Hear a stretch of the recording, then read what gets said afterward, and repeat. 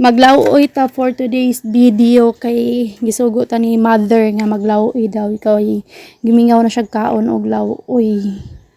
Kay gusto siya kanang healthy lang jud tanan yang kaunon kay gatukar yang tiil gasakit perminti yang tiil.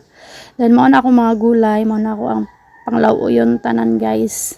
Para mas better man gud daghag sa gulay binang daghag dahon-dahon lami jud mo sa bawana basta daghan kay dahon-dahon.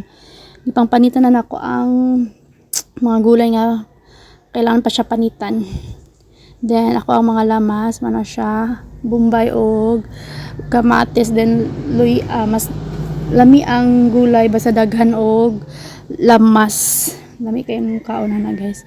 Then nagpainit ako og tubig, then ready to cook na siya. Mao na siya ang mga gulay. Then kaning isda kailan man nga isda unsa ni siya, ako na siyang prituhon. Ano man na mapanggipaksiw ni mama na. Gipaksiw na niya ganina morning, then karon prituhon ako daghan kay siya bukog. Mas lami ni siya nga isda prituhon kaysa imuhang kanang paksiyon or sabuan. Tawa, lami kay siya no, lami kay siya forma basta siya. Prituhon siya daghan mo siya gang bukog, daghag bukog man gud nga isdaan ni. Gagmay ra kay makaon pa jud. Gamay ra mga unod ba.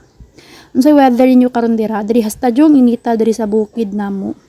Mauna na siya, ako na siyang gipang butangan og dahon-dahon kay gaina pa na siya gabukal. Gaina pa na nga humok ang giuna na akong gipang butang nga mga gulay.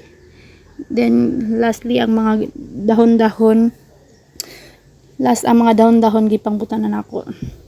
Then ready to eat na mi. Mauna na siya ako ang luto nga laoy. O dyan na siya yung mga emi-emi nga butangan ako mga isda wala. Pure jud siya gulay, healthy lang jud siya. Then for the eat nami kay gipanggutom nami, napo isa sa gilid nga sige gihilak si Lucas, gigutom na, katulugon na. Tong dali-dali nako. Kana lang for today's video. Bye.